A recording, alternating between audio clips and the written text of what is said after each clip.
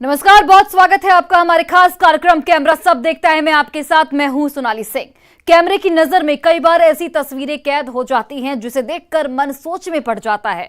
हृदय को सुकून और मन को झकझोर देने वाली एक ऐसी ही तस्वीर सामने आई है वैशाली के महनार थाना क्षेत्र से, जहां तेजी से वायरल हो रहा है इस वीडियो में 4 स्कूली लड़कियों ने जो किया है उसकी चर्चा हर ओर हो रही है। आप भी देखिए। बहुत गंदा हाथ है। अच्छा तो धोइए ना। लीजिएगा खोल के ठीक है। आगम निगम प्रसिद्ध पुराना, सेवा धर्म कठिन जगु जाना। वेद, शास्त्र और पुराणों में प्रसिद्ध है और जगत भी जानता है कि सेवा धर्म बड़ा कठिन है। अगर कठिन न होता तो अपनी जर्जर काया में गरीबी को जीवित रखने वाले इस बुजुर्ग पर रहम के छींटे पहले भी पड़ सकते थे, पर नहीं पड़े। हाँ, हड्डियों का यह ढांचा दरिद्रता का पर्याय बनकर इन्हीं सड़कों पर पत्थर की तरह जरूर पड़ा रहा। लोग गुजरते रहे, भावना शून्य आंखें इस बुजुर्ग को देखती रहीं, पर स्कूल की इन 4 लड़कियों की आंखों में इस बुजुर्ग के लिए शून्यता नहीं, करुणा उतर आई है।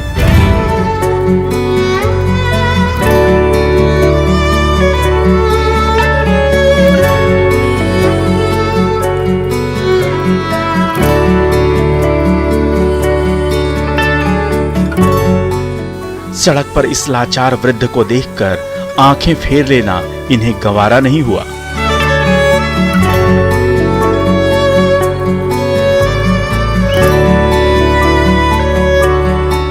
हृदय की यह करुणा ही सेवा भाव का बीज है और ये बीज संस्कार की भूमि में पनपता है।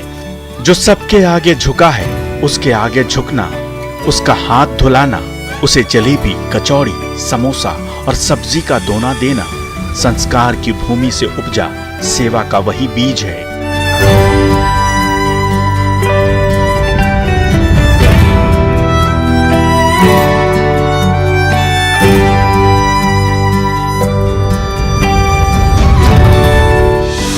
जो इस तस्वीर में आकार ले रहा है, जिसकी नियति में हर ओर से दुत्कार है, उसका पैर छूकर आशीर्वाद लेना संस्कार नहीं तो और क्या है।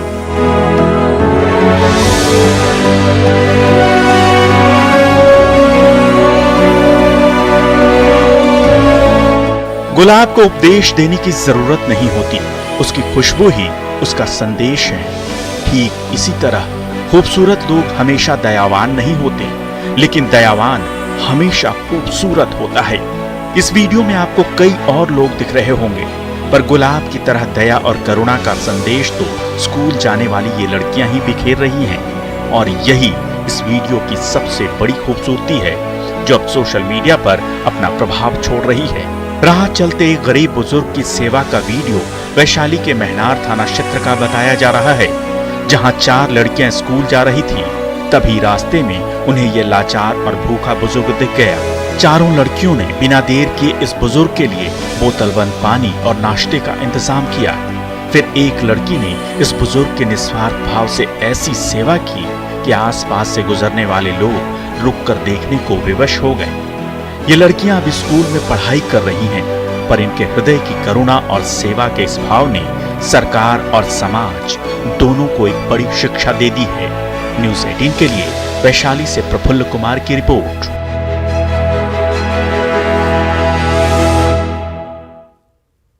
शारदीय नवरात्र को लेकर स्कूलों में छुट्टी होने वाली है, लेकिन छुट्टी से पहले हमेशा अपने रचनात्मक गीतों को लेकर सुर्खियों में रहने वाले समस्तीपुर के स्कूल टीचर एक बार फिर अपने गीत की वजह से चर्चा के केंद्र में हैं। कैमरे की नजर में आया शिक्षक का ये नया गीत सोशल मीडिया पर तेजी से अपना विस्तार ले रहा है। आप भी सुनिए।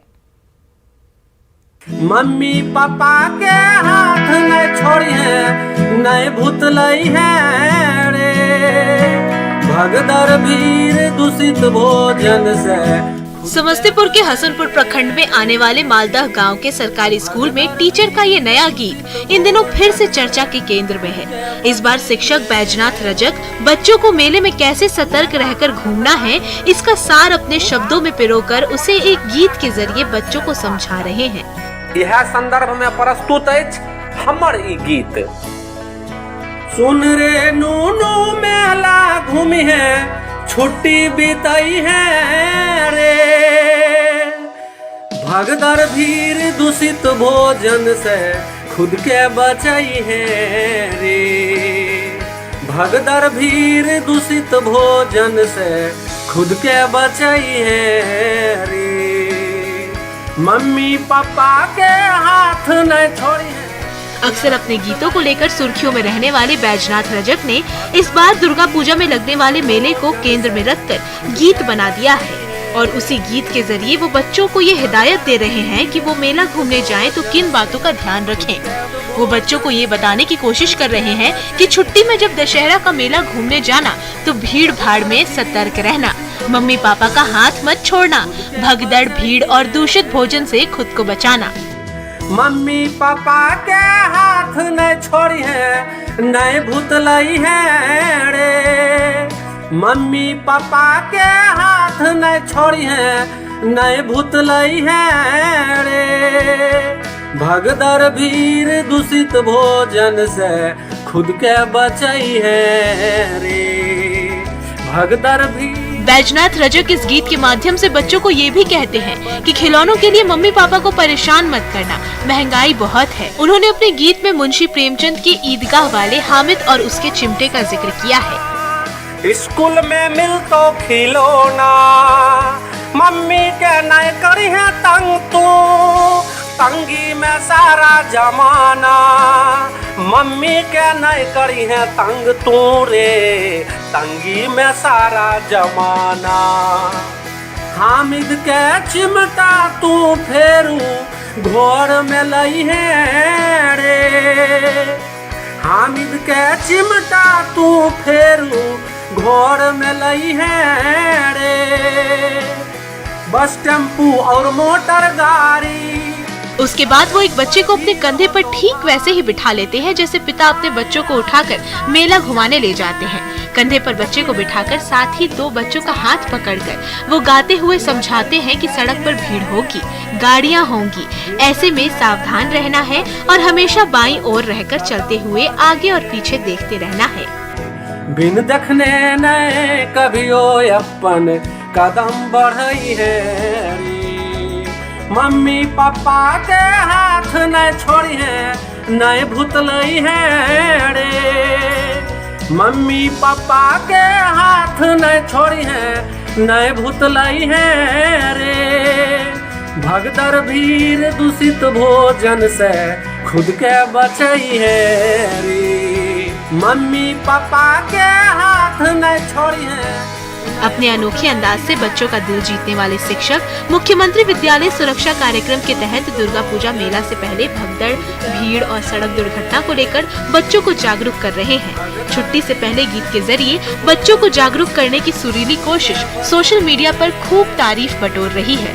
बच्चों को पढ़ाने और उन्हें समझाने के इस स्टाइल की खास चर्चा हो रही है। खास बात ये है कि इस दौरान बच्चे भी अपने टीचर को देखकर मुस्कुराते और खुश नजर आ रहे हैं।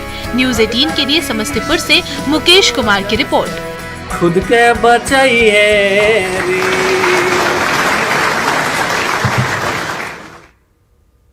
और पटना की पुनाईचक स्थित नौलखा दुर्गा मंदिर में मां के एक अनन्य भक्त ने अपनी छाती पर 21 कलशों की स्थापना करके जल आहार और नित्य क्रिया को त्याग कर मां जगदम्बे की आराधना में जुट गए हैं। खास बात यह है कि मां दुर्गा के ये भक्त अपने लिए नहीं बल्कि जन कल्याण के लिए ऐसी कठिन तपस्या कर रहे हैं।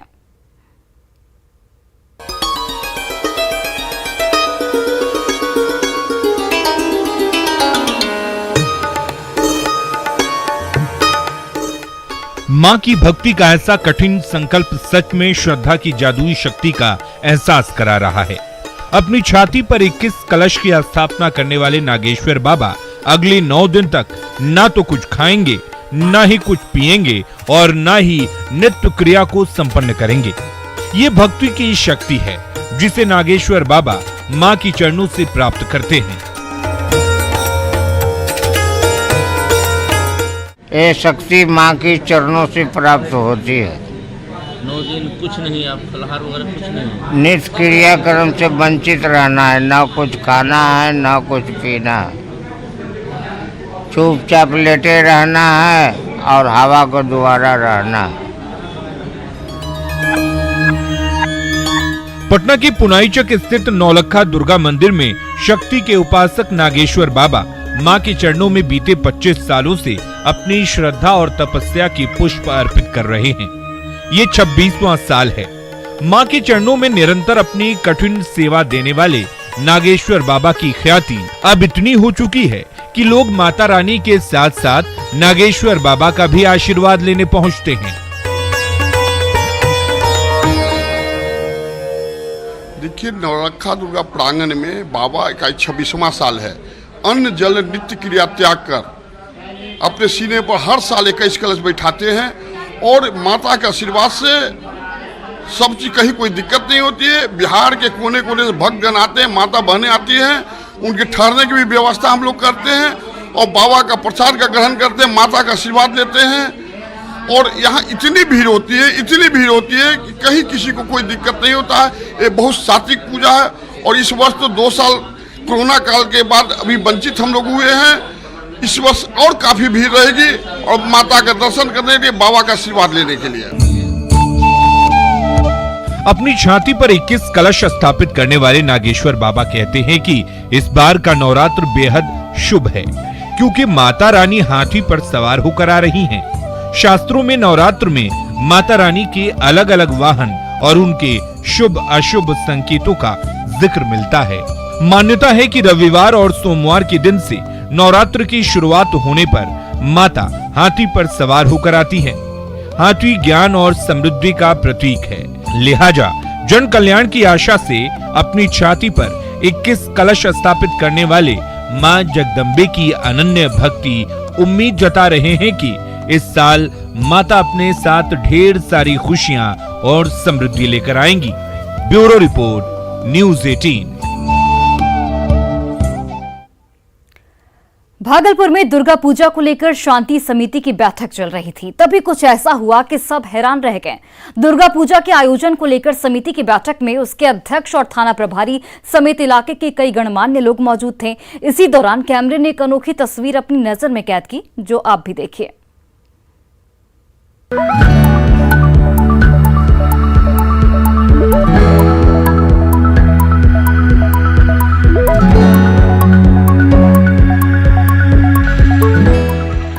दुर्गा पूजा को लेकर शांति समिति की मीटिंग चल रही थी।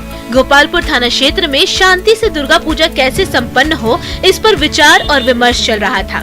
तभी एक लंगूर शांति को लेकर बनाई जा रही योजना को भंग करते हुए मीटिंग का मेंबर बनकर मेज पर बैठ जाता है।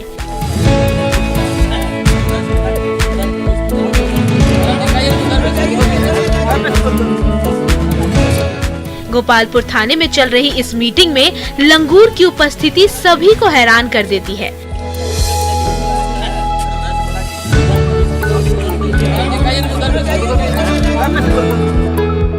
अचानक लंगूर को देखकर वहां बैठे लोग पहले तो मन ही मन डर जाते हैं। एक समृद्ध श्रोता बनकर मीटिंग की बातों को सुनने वाला लंगूर जब शांति से बैठकर शांति समिति की मीटिंग का जायजा लेने लगा तो पुलिस और वहां मौजूद लोगों के चेहरे पर हंसी तैरने लगी। मीटिंग में लंगूर के शामिल होते ही माहौल में एक हल्कापन छा गया। इस अनोखी घटना के गवाह बनने वाले तमाम लोगों ने लंगूर को भगाने की बजाय इस दुर्लभ संयोग के आनंद में ही भलाई समझी और लंगूर को खाने के लिए बिस्किट दिया जाने लगा।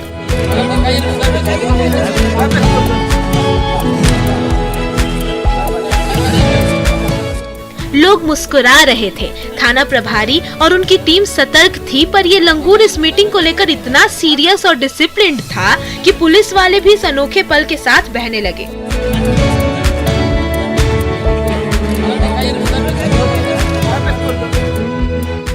भागलपुर के नवगछिया से आया ये चौंका देने वाला वीडियो अब वायरल हो रहा है।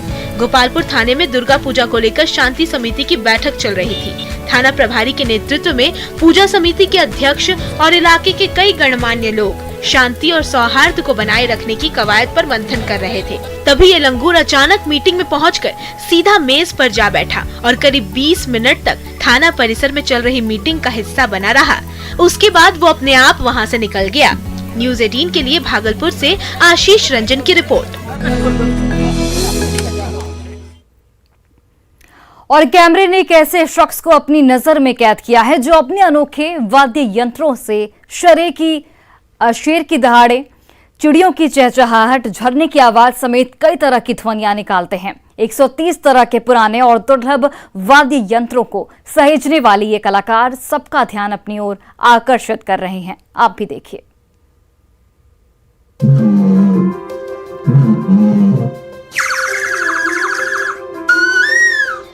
शेर की दहाड़,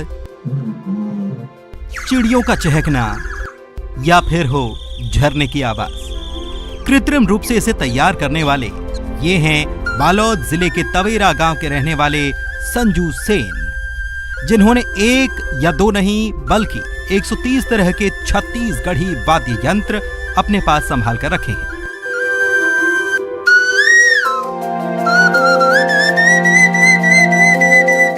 बस्तर से लेकर सरगुजा तक अलग अलग क्षेत्रों में जाकर छत्तीसगढ़ी वाद्य यंत्रों के बारे में जानने और उसे बजाने की गुर सीखने की लगन संजू सेन में है, जिसके चलते वो वाद्य यंत्रों के बारे में पहले तो जानते हैं, समझते हैं और फिर उसे तैयार भी खुद ही करते हैं। वे कहते हैं किसी देश, प्रदेश या क्षेत्र की संस्कृति और परंपरा की पहचान वहां के रहन सहन, वेशभूषा और भोजन के साथ ही वाद्य यंत्रों से होती है। इसीलिए उन्होंने छत्तीसगढ़ी वाद्य यंत्रों को सहेजने का फैसला किया। छत्तीसगढ़ में देखा जाए तो लोक वाद्य विलुप्त के तादाद में है। काफ़ी सारा वाद्य लोक वाद्य विलुप्त हो चुके हैं और कुछ बचा है। तो मेरा एक उद्देश्य है कि लोक वाद्य को बचा के रखना, हमारा पारंपरिक वाद्य है और उसको सहेजना बहुत जरूरी है।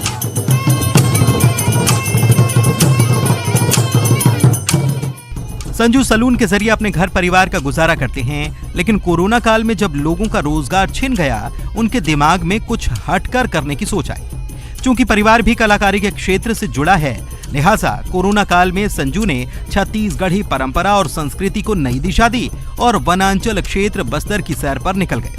उन्होंने क्षेत्र में उपयोग होने वाले छत्तीसगढ़ी वाद्य यंत्रों के बारे में जानकारी ली और फिर एक एक कर आसपास के सारे जिलों में जाकर अलग अलग वाद्य यंत्रों को समझा।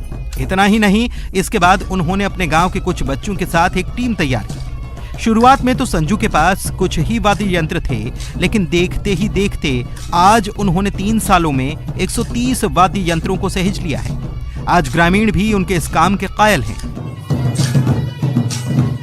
हमारे गांव के बच्चे, छोटे छोटे बच्चे को जो एक टोली बनाकर हमारे जो संजू भाई सेन है, जो एक लोक वाद्य सुआ कर्मा नृत्य, जो छत्तीसगढ़ की जो पारंपरिक नृत्य है जो विलुप्त होते जा रहे थे, उसको सहेज कर रखा है। छोटे बच्चों को साथ लेकर प्रदेश स्तर में अपने और अपने हमारे गांव का नाम रोशन कर रहे हैं। ये एक अच्छा प्रयास है। पहले तो संजू सेन मंच पर केवल वाद्य यंत्रों के साथ प्रस्तुति देते थे, लेकिन अब संजू सेन की कलाकारी को देख स्थानीय बच्चे नृत्य करने के लिए उनकी टीम में जुड़ गए हैं। दिलेश्वर देवांगन, न्यूज़ 18, बालोद।